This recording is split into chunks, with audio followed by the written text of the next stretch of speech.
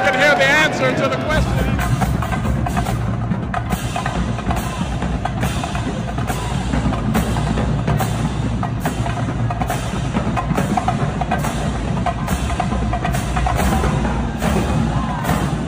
Hello, everyone, and welcome to another edition of the Fast Break here on HBCU Game Day, and we hope to have some Mo Bamba for you in this episode. We're going to check in with Wally Pitt in just a bit. He's hanging out All-Star Weekend in the Queen City, but for right now, we're going to begin things in Atlanta, Georgia. It's senior night. Clark Atlanta taking on Benedict. The Tigers, well, they're at the bottom of the barrel in the SIAC East. Could they have a come up and maybe catch up to Payne? To do so, they first have to get past Clark Atlanta. Senior day at Clark Atlanta hosting Benedict, living their best life. Hey, Benedict playing catch-up in the first half. Deshaun Graham for 3. And then on the inbounds play, a long, high-flying two-pointer. It was senior night for Austin Donaldson. He played a game-high 34 minutes with the reverse layup here. Jalen Mitchell, head, shoulders, up and under. 2 points, and the Panthers up by 6 in the first half. Eric Crawford, a no-look pass to Ricky Peterson. Benedict slices it to a 2-point game. Clark Atlanta would lead by 5 at the break. Shout out to all the HBCU DJs across the world, or, you know, America. Second half, all CAU. Jalen Mitchell in traffic. Then it's Mitchell moving without the ball. Donaldson off of a little screen right here, and Austin, along with Jalen Mitchell, game high 20 points apiece. This play here. Okay.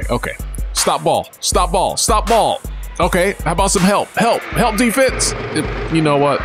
Never mind. That will get you a seat right beside the coach playing that type of defense at this point in the season. Shelvick Henry, he wants some shine on senior night as well. He goes for a little heat check right here. He nails the 3-17 in his final game at Epps Gymnasium. And Clark Atlanta rolls 83-63 over Benedict.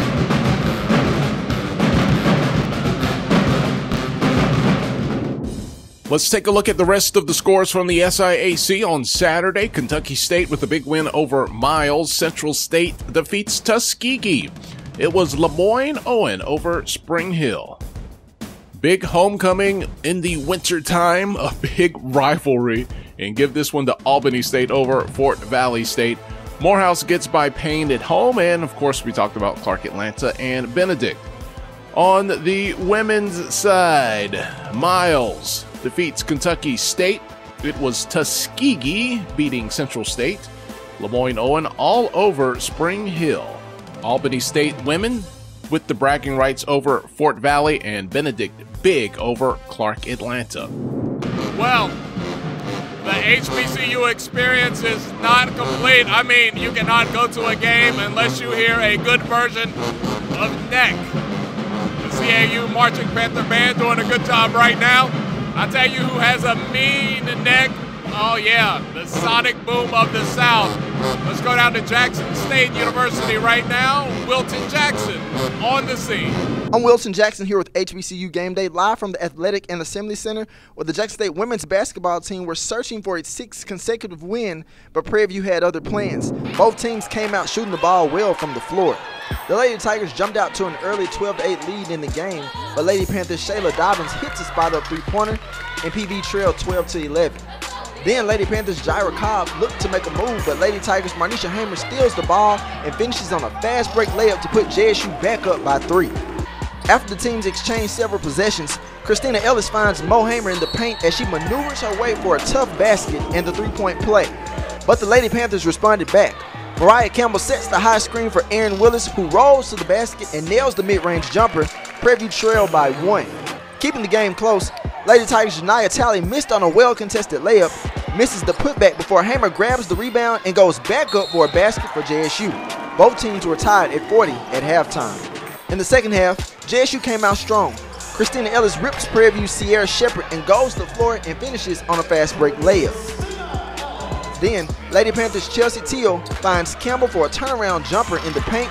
The Lady Panthers trail 54-52 late in the third. To the fourth, Prairie View started its scoring frenzy.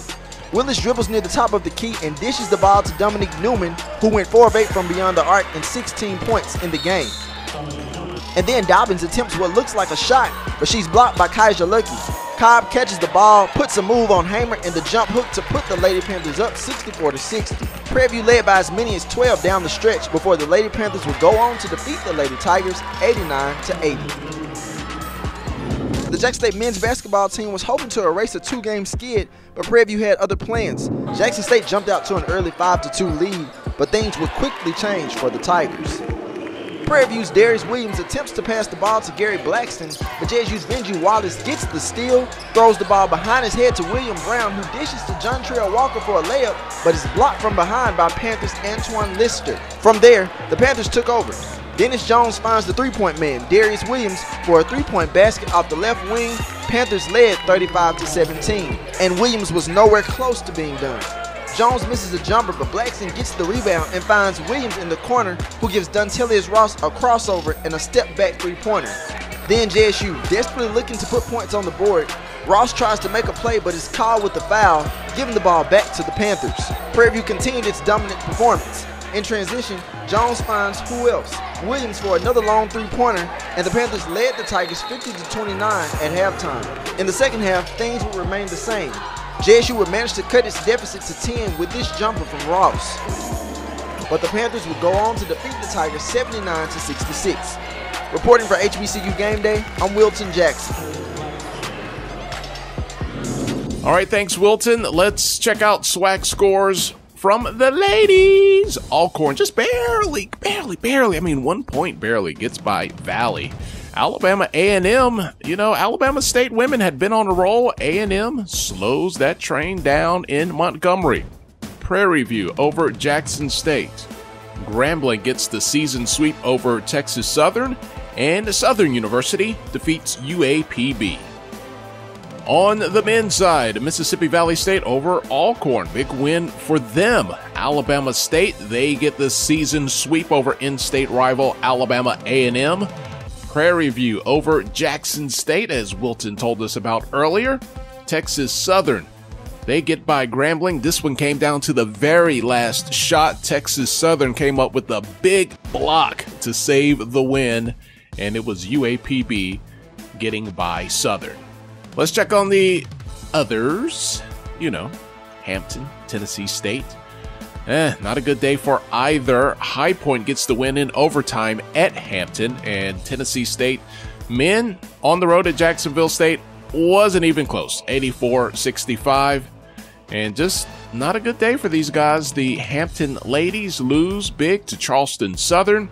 Tennessee State women almost get the win, but almost doesn't count. 76-73 losers at Jacksonville State. Well, you know who does not talk out of the side of their neck, and that's Wally Pitt. Let's go down to the birthday boy who's enjoying his weekend, All-Star Weekend in Charlotte. And Wally, I have a sneaky suspicion that you have something for us in regards to a slam dunk contest of sorts. Yo, Quavo, can I get a shot?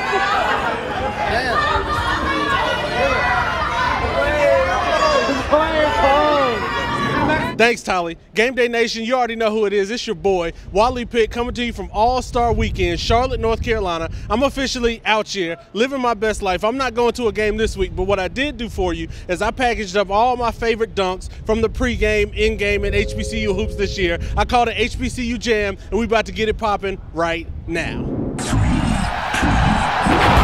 you see where he took off? HBCU Jam, my favorite HBCU dunkers, blessing us with my favorite throwdowns of the year. Windmills, 360s, between the legs, all that fly, and then some. Get your popcorn ready, cause it's about to go down. Boom-shaka-laka!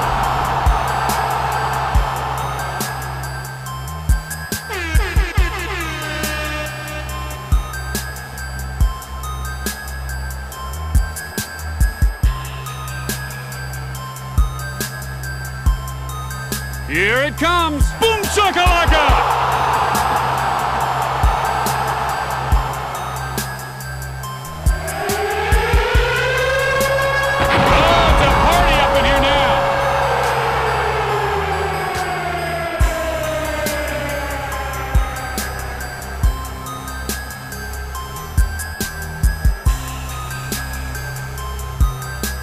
That was too easy.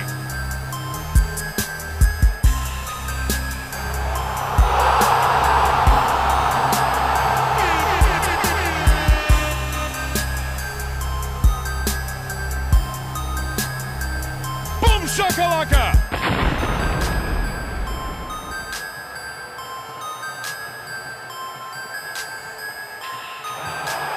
Cooking like a Texas barbecue right now.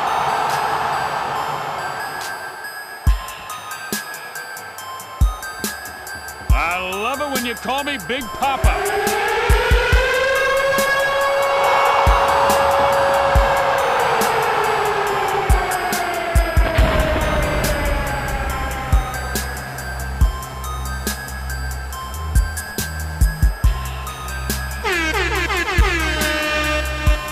You bring the tie-dye t-shirts, and I'll bring the jam.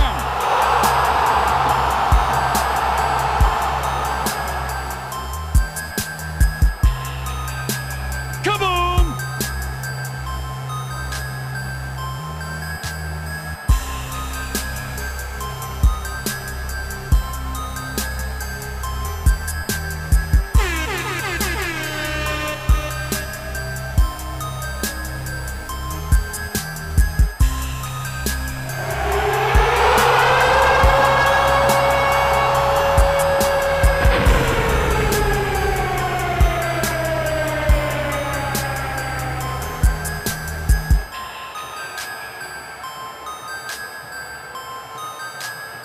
Whoa, kaboom!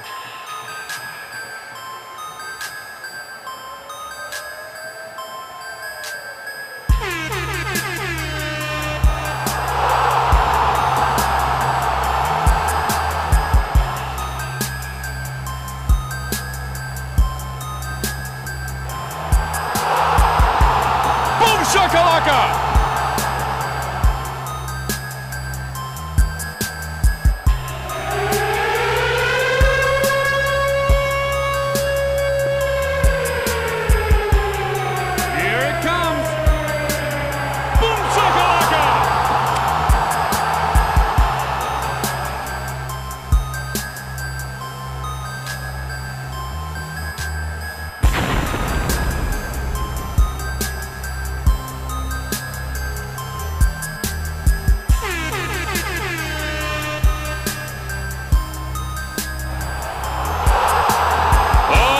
Just didn't.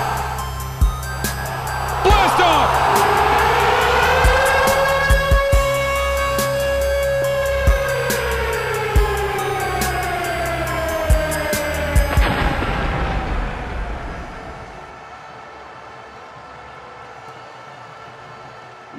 So there you have it, my favorite dunks of the year. Make sure you put some respect on these boys' names because HBCU ballers are out here dunking. Now, the rest of the team, they're at work while I'm enjoying All-Star Weekend. The game day godfather himself, SJG, he's in Winston checking out those Rams versus Fayetteville State. What's up, Wally? We got the K's stepping behind us. It's SJG, the Gain Center, Fayetteville State, Winston-Salem State University. It's a rivalry game. The women just took the court. The Fayetteville State women came out on top in that game, and now we're going to see what the men have going on. Both of these teams are struggling as we're about 2 weeks out from the CIAA tournament, but it's tournament time, and so anything can happen. Anybody can get hot. We'll see what's going to go on. WSSU hosting Fayetteville State. Winston-Salem State gets off to a 23-1 head start. Now, the week before, Fayetteville State was able to come back from a similar lead, but that would not happen. Rob Cologne had a big game, and so did Will Crandell. He had 19 points. WSSU gets the win, and he's heading into senior day, hoping to get more. So that's the word from the CIAA. I'm about to sign off, get my All-Star Weekend on. I'm about to trade this bomber in for MEAC, get Frank Lucas on him out here this weekend. But before I do, let's check out the scoreboard from the CIAA and the MEAC. In Raleigh, Shaw taking on St. Aug. This is the Battle of Raleigh. These two teams are right beside each other. St. Aug thought it would be funny to set a bear on fire early on, but it would be the Shaw Bears who will come out with a 76-68 win. Derek Randolph led the team in scoring with 20 points because Amir Hinton was out. He's supposed to be back, so we'll see what happens there. Terrell Leach, he is a whole grown man out there. He got 28 points, 10 of 14 shooting. He hit 6 3-pointers.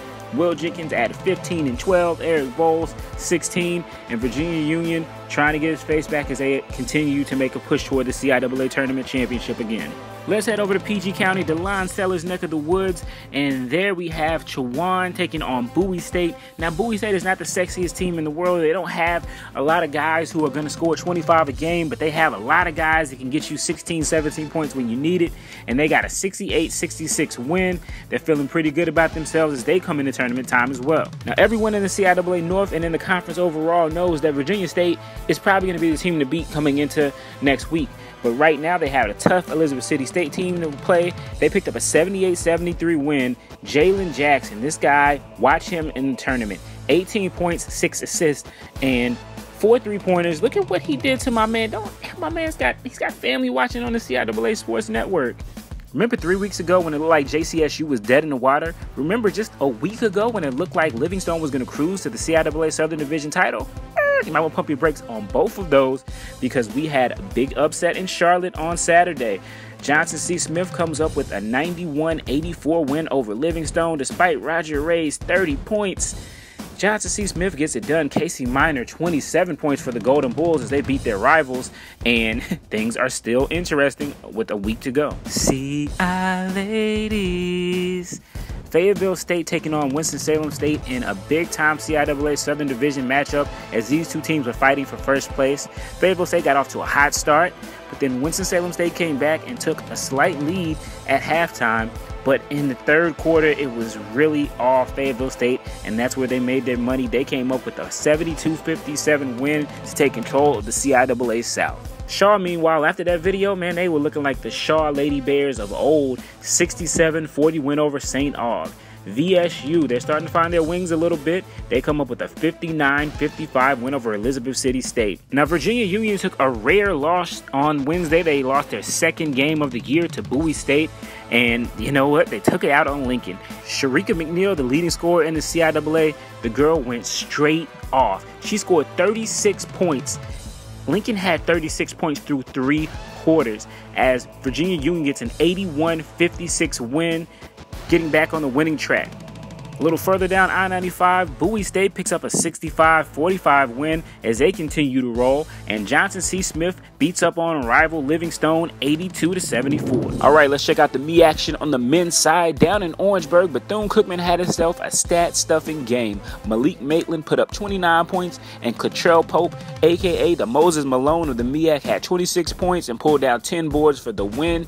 BCU keeps it going. In the nation's capital, A&T looking to stay in the MEAC title race up against Howard. Now, scoring has been a problem for the Aggies at times this year, but they had 5 guys in double figures and came away with the 85-81 win over the Bison.